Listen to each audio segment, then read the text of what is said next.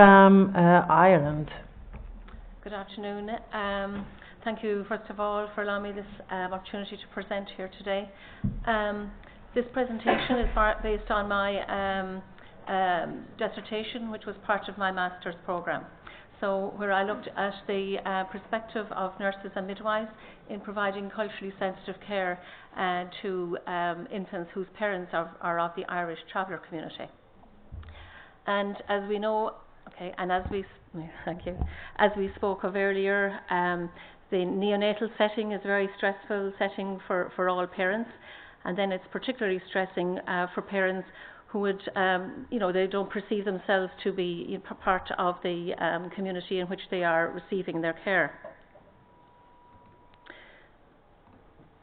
So, just to give some background on the Irish traveller community in Ireland, they are a minority group of about 36,000, and there's consanguinity, and they've been known for poor education, socioeconomic deprivation, and their nomadic lifestyle, and distrust of institutions of old, and feeling marginalised in society. And that leading on then to poor compliance, engagement, and attending with the health services. Also, other figures there show the high infant mortality rate of 14.1% compared to 3.9% in the settled community, like the settled being like the rest of us. The incidence of SIDS is 10 times higher as well than in the regular population. And the incidence of galactosemia is 1 in 450 as opposed to 1 in 36,000 in the non-traveller community. And traveller women are 4 times more likely to suffer from depression. So the aim of my study, I suppose, looking at the benefit of the workforce and getting their views is very important, as we discussed earlier, other presentations. So I wanted to establish nurses and midwives' experience and to determine their views on providing and attending to the cultural needs of all communities, and then especially the travellers, and to identify the challenges and barriers they encountered along the way, and also explore the approaches they would have used to in view of all the challenges, what approaches they would have utilised to enhance the quality of family-centred care in providing cultural sensitivity. So I used a descriptive qualitative approach, and I used 10 nurses and midwives from a hospital in the midwest of Ireland, and interviews were transcribed and analysed, and 4 themes with associated sub-themes were identified. The first one was the barrier to breastfeeding, and the 3 sub-themes there. The cultural influence. Travellers don't breastfeed. It is definitely culturally frowned upon. Significance of the Bootler test. As I said earlier, the high incidence of galactosemia. In our hospital, where we have to send the results to the city, say over a bank holiday weekend, it could take up to 5 days to get a result. So I suppose that is a barrier, but then others might say it's only copper fastening I suppose that they weren't going to feed anyway. Nurses and midwives' assumptions. Some people were very honest in saying that they assumed the travellers weren't going to breastfeed, so they probably didn't put the effort in supporting them.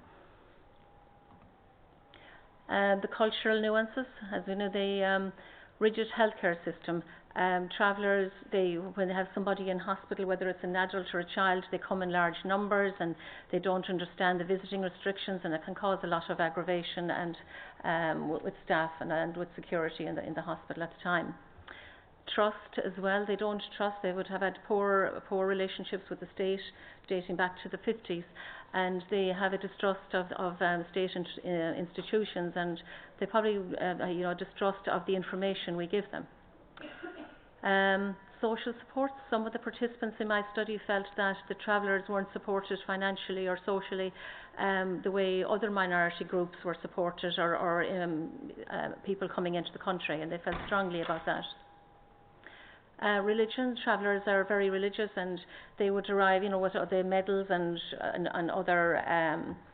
They want them on the incubator, but we are sensitive to that, and we've been used to that over the years, and we try to accommodate that as much as possible. Lack of education. Poor literacy, they wouldn't follow, you know, what's going on in general media in terms of education and decisions that you'd make for the benefit of of your baby. Travellers, we would very few go on to second level, especially the females probably finish up school at about 14 years of age. I think it's less than 1% would go to third level education. And with that then you have barriers to promoting health opportunities in the neonatal setting, where we know babies can spend several months and it is an ideal opportunity, whereas, you know, the lack of education can create barriers. Nurses and midwives concerns. The nurses, the people in my study, they felt that you know, we tick all the boxes on the discharge forms, but we don't know where the babies are going home to and how long they will be there. Travellers now in Ireland, I suppose historically they were in Ireland and England, and now they're travelling across Europe and Eastern Europe and beyond, and it's hard to keep track of them, especially when you're going home with a premature baby. Some people were very distressed. The one person said there, the moral distress.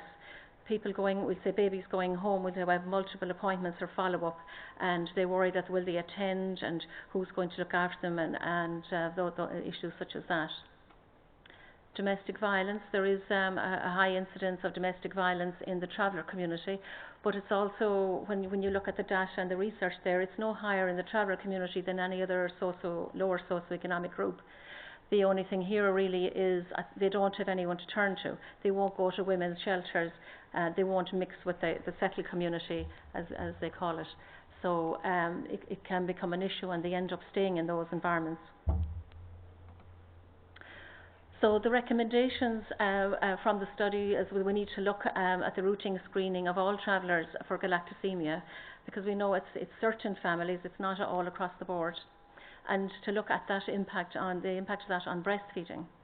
We need to look as well at a more efficient result for the Buchler test, and also to look at the effects of restrictive visiting policy in the neonatal unit. I know we talked earlier about fathers, but fathers in the traveller community definitely take the backstage. They don't get involved. It's the grannies and the sisters and the aunties who help rear the baby, so they're excluded from the unit, because in our unit it's just parents who visit. So it's something to look at. And I suppose a recommendation for future research would be to determine the views of traveller parents themselves.